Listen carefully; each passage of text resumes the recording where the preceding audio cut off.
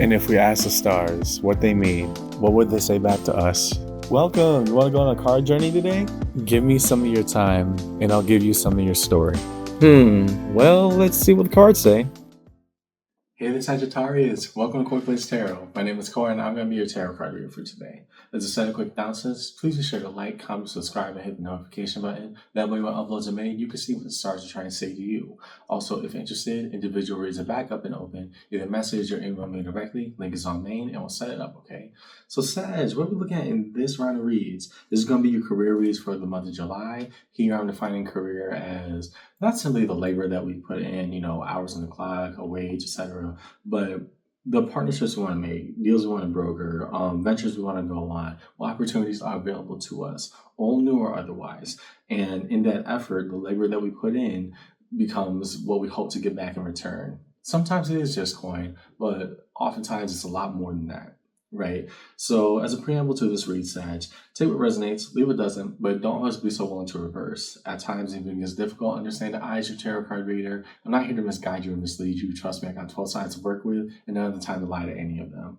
Instead, we lay our cards out on the table. And good or bad, rain or sunshine, we talk about it because at the end of the day, tarot is a conversation, just an energetic one. Yeah. So follow along with me in your career read today, Sagittarius. And yeah. Let's see what the cards say. It's going to be a past, present, future orientation. That way we can see the trajectory. So let's start with the past. Show us the cards we need to see, please, for Sag in this career read.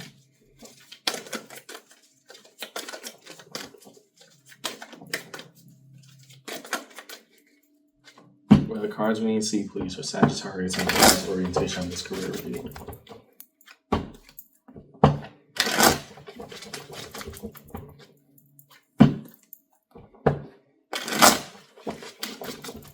That's quick. I like it. Okay. So let's talk about double card of Capricorn. What was eating at us before I make any judgment calls? Justice. What we're trying to bring equity in the process. The Magician. Oh, okay. Pull all majors, even in the first section. Are we okay with a past decision that got us here? Right. I think you're starting to learn more because I'm talking to a Sagittarius right now who is starting to have the curtain peeled back on something they once wished for now happening. And it isn't as glamorous as what they once thought it was, right? That double, it's almost like you're blaming yourself. It's like, dang, I thought I left the bad situation. I hopped into another one. Why is it, let's move beyond that. Right, the space you were in, and I think it is good that you pulled Justice, the essence of Libra here. I think it is good that you pulled that because maybe the lesson wasn't the doubt or the fear. Maybe it's that, hey, that's where we were at that time. And if our scales balance out, who will we be if things were absolutely right? Because we wouldn't have this level of regret, at least in this past decision. Am I going? Am I staying? What am I doing here? Maybe what you're experiencing right now is not necessarily, character development hardship. And I don't got time for that. It's more so the idea that this happened for a reason, trying to take you out of certain spaces, putting you into others. And now you see that the grass isn't always greener. It's greener where we water it. The bigger lesson here now becomes, okay, are you going to blame yourself for what goes wrong again? Or are we trying to see the opportunity in what could be made right? Right? Let's see the opportunity in what is already there. So that was your past. In the present orientation, what of the here and now for Sag in this read? So as far as we can see, please. For Sagittarius in this career read.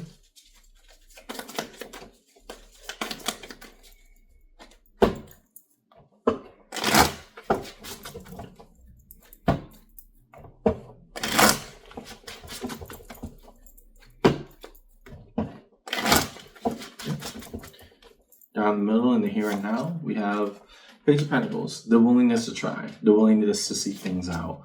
And maybe it could grow into a lot more, that Queen of Pentacles. Okay, how so? 10 of Cups. And again, this was not simply, you taking everything out on yourself, Sag, and trying to make things go right optimally, whatever that's supposed to mean for you.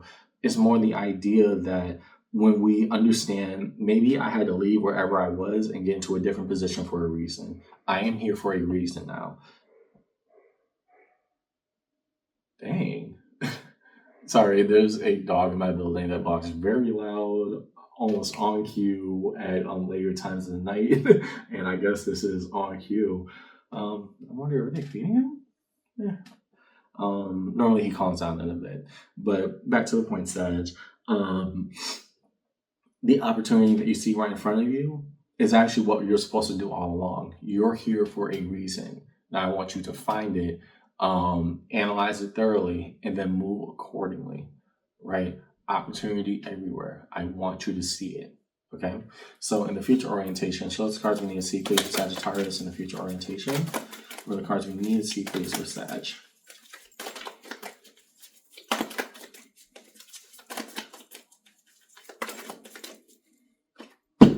Show us the cards we need to see for Sag in this read today. Future orientation.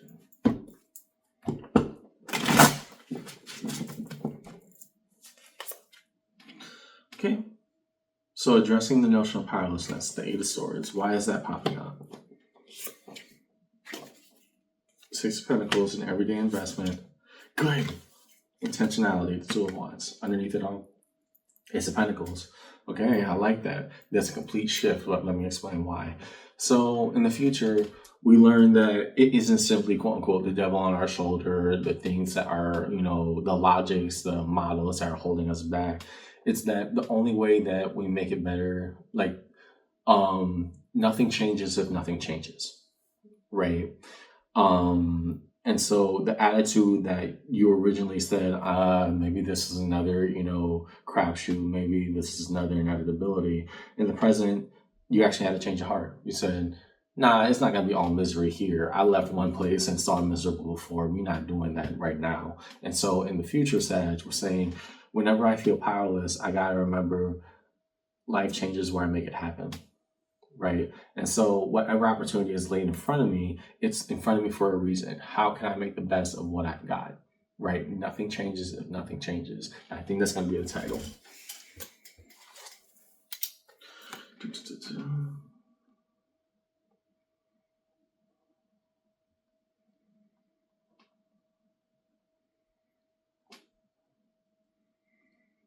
As a reader, I love when the title always comes to me during the read, and I'm like, nah, we're going to pursue that one. Because it does make sense, right? Originally, what we thought was, almost like the bane of our existence with whatever opportunity was laid out in front of us. We decided to say, nope, I'm not going to call it quits. We're going to make the best of what we got and maybe try to understand why we're here, right? So that's good. Next. Cards of connection, real connective energies, please. The bridging gap between all time-based orientations for Sagittarius in this read. First, we look at the space between the past and present orientation, the what was and the what if. So those cards we need to see, please, for Sag in this read.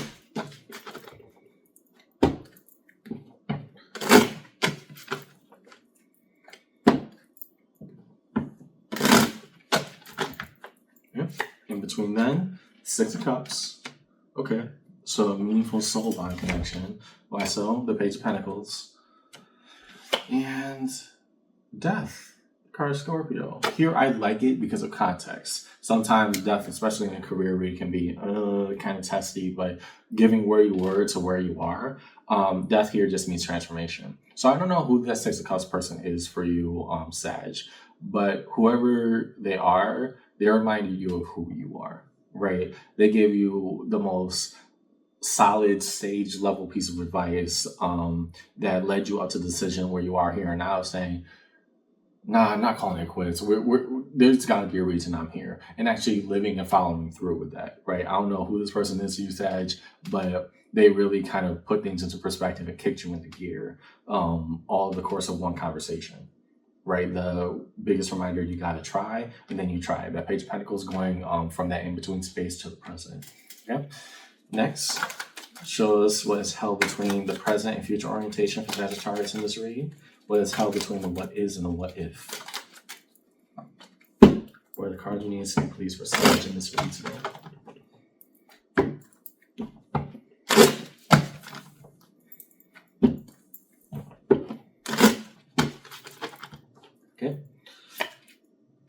Temperance. You. But why so? I like this, the sun, and what goes along with that sun. Five of Swords. Underneath it all, the moon. Yeah. Okay. I'm about to say there has to be more of a cyclical element that you haven't recognized here. Let's talk about it. Temperance. We learn that choosing us and allowing things to heal, allowing our perspective to shift, allowing things to operate the way that they should instead of just making these snap judgment calls on what is good and bad, gets us the sun that we're looking for. The sun there is the happiest that we've been, or at least realizing that everything is sunshine where we allow it to be. Now that Five of Swords popping out, there's still some work that you got to do, Sag. And here, the internal monologue of, well, it didn't all turn out perfect, and, maybe I could have done it better. Nah. As your reader, I'm going to interrupt that, chop it right now. And the reason being is because that devil element is starting to come back out, even as you prove to yourself otherwise, right? This internal doubt about whatever opportunity you see in front of you, it could be a chaos storm, whatever is going on at your employee or whatever you're working for, is not allowing you, or is so tempting to just regress on all this progress, right? To regress on all this opportunity and say, that was a fluke. The reality is that this was a terrible. The moment you start talking like that, I just want you to be quiet and go get something to drink. Right? Just go relax, find your truth, find your answer, because you remind yourself with the everyday investment, what I've proven to myself can in fact happen. I'm not powerless. It's just easier to choose nothing changing. And that's something that I'm struggling with, but it's also something I can correct. And by that point, you actually acknowledge, hey, how do I get to trust the unknown, the things I don't understand or know yet, and still say, no, this is still something worth fighting for, right? That moon popping on your underneath. Good. So I'm very interested in what that devil is trying to point towards. Show us cards that we need to see, please, for Sag. As we move towards resolution, we first find the major arcana on the table. We're now looking at the devil as we push forward. What deep fears and insecurities is being the quiet part sent out now? Show us cards we need to see, please, for Sag in this read.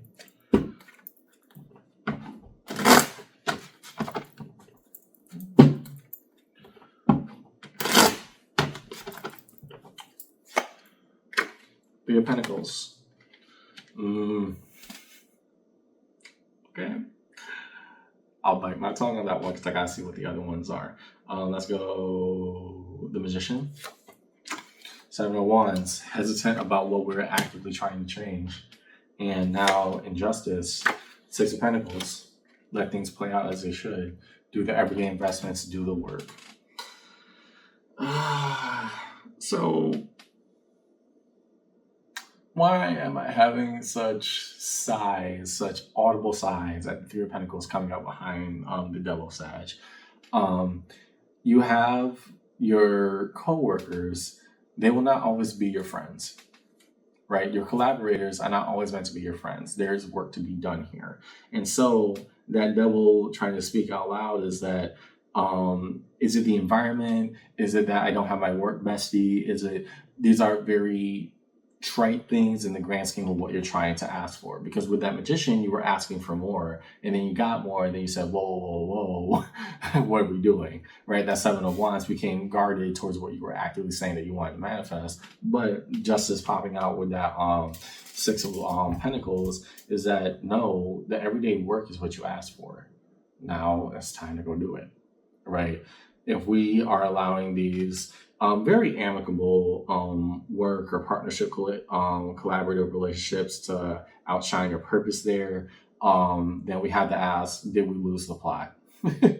Right? Because nothing changes if nothing changes. And if we were just that willing to say, this is inevitable, and not looking at some of the things that were dragging us down, then they will keep us down there, right? Next to Death, the card Scorpio, High Priestess. Again, whatever conversation, whoever that person is to you, Sag, is really going to put things into perspective, and it reminds you of purpose, right? The High Priestess, that voice has been internally battling. It wasn't meant to sabotage you. It was, in fact, meant to wade through the BS for you, right? To Temperance down here. Judgment. How do I choose me and choose me properly? And to the Sun, Queen of Pentacles. Once we make the right investment, it starts to roll out in dividends. And then there's that Five of Swords. Will we choose us, or will we choose the patterns that held us back? Because it's so tempting to just regress right then, Sag. It really is. In a crossing pattern, Queen of Swords. The knowledge that is held, what is attained. Three of Wands. Expectation. Find a world worth fighting for and fight for it. And underneath it all, in resolution, we hold. So in the sabotage of whatever this decision is for the work friends or the environment, or I'm just here for, the ambiance, whatever reason that's actually starting to get in your way, Sag, we start to actually call it for what it is. It's not a boon, it's a bane. And nothing changes if nothing changes, right? Seven of Cups, opportunity and possibility starts to open up when we can call a spade a spade. We can either regress or we can see the opportunity as it's presented in front of us. Underneath it all, Eight of Cups, the need to walk away. And here, I don't necessarily see that Eight of Cups as, you could be leaving one environment where it's like, listen, we're great friends at a friendship level, but this is not going to work as a, as a work collaborative, work functional level. That could be one of your true Sag.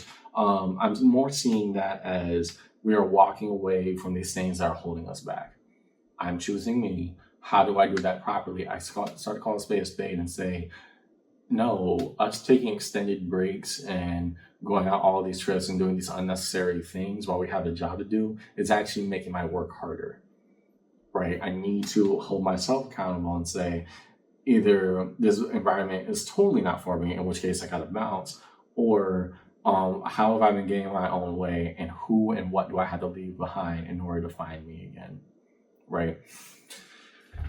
Yeah, quick recap. I'm looking at a Sag who, at first they were saying it was inevitable that this environment is bad or there's no opportunity here. And then for some odd reason, somebody that you really trust and hold dear, they really kick you in the butt, so to speak, and put you on the right path and make you realize that, no, there's one life to live and I'm going to go live it to its max. Even if this opportunity is limited in what it is, where can I maximize? Your question isn't helplessness. Your question is, how long will it take for us to get there, right?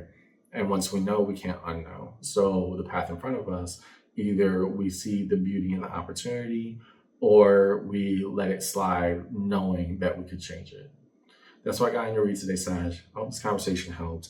And for what I see in front of you, you have a decision. Do we pick our future or pick our past patterns that hold us back? Nothing changes if nothing changes. I'll see you around, okay? Take care.